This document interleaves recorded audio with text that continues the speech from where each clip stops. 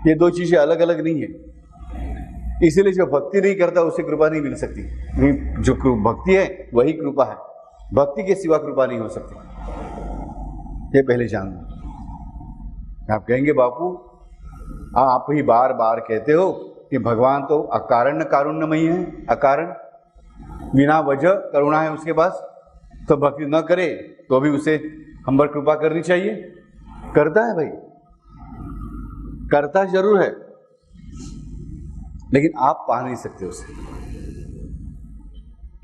सूरज है, उगा है, लेकिन जो बेचारा जन्म से अंधा है क्या फर्क पड़ेगा उसके लिए? या कोई अंधा नहीं है, उसकी दोनों आंखें हैं, फिर खुद के घर में दरवाजे खिड़कियां सारा सब कुछ बंद करके बैठ जाए तो उसके लिए उजाला कहां से? सूरज तो उग गए। ऐसे भगवान की कृपा तो होती रहती है, हमें भक्ति क्यों करनी है? उस भक्ति का स्वीकार करने के लिए हम लोग लायक बनने चाहिए, उसे इसलिए भक्ति करना। भगवान के पास तो अकारण कारुण्य है, वो सब पर कृपा करता रहता है। इसलिए जब हम कहते हैं कृपा करो, अरे भाई कृपा करो क्या? इसका मतलब है आपका भगवान पर विश्वास ही नहीं। वो तो कृपा करता ही रहता है, हमें खुद को कृपा करने के लिए लायन बनाना है और भगवान के पास, उसकी राधा के पास यही मांगना है कि हे माँ, हे बाप, हम भक्ति कर नहीं सकते, हम नालायक है इस बात के लिए। दो खुद को गाली, दूसरों को गाली देते हो ना, भगवान के सामने बैठकर खुद को गाली देना, कहना भगवान मैं नालायक नहीं कर सकता हूं, मुझे भक्ति करने की ताकत देना। अरे मांग के देखो,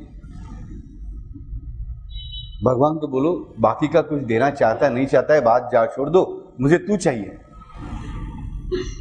मांग के देखो, आसानी से प्राप्त होने वाली एक ही चीज है इस जिंदगी में, भगवान।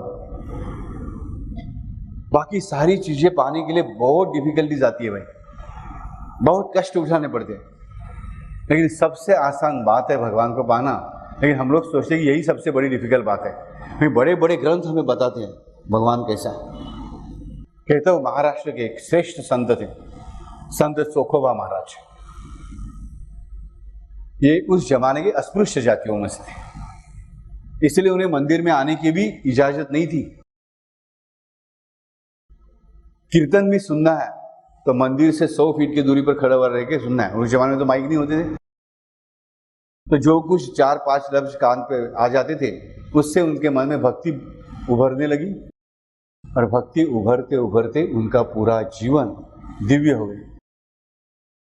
जिन्हें लिखना पढ़ना नहीं आता था, संस्कृत तो बात ही छोड़ दो, प्राकृत मराठी भी नहीं आता था, ये सोखा जी, उनकी पत्नी, उनकी बहन सोयराबाई, निर्मलाबाई, और उनके बहनोई बंका जी और उनका बेटा कर्मा, ये पांचों संत हो गए। इनके अभंग, इनकी गीत रचना, पद रचना हम लोग आज भी पढ़ते हैं, तो ग्रामेटिकली भी इतनी शुद्ध है।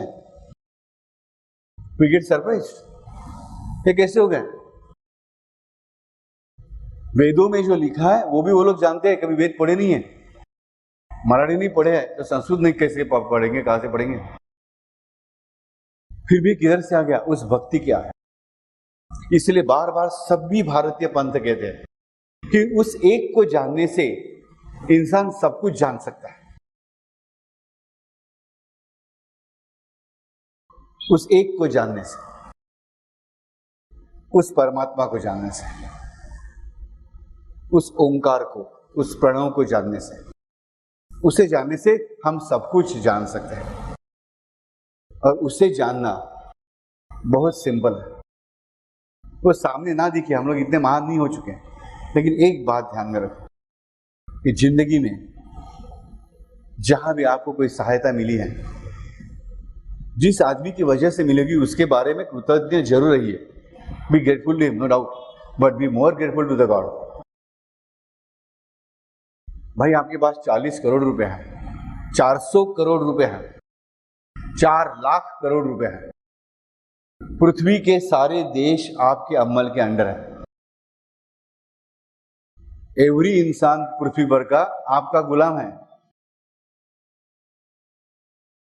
फिर भी अगर भगवान आपके साथ नहीं है तो कोई सुख नहीं है, ये पहले सीखो।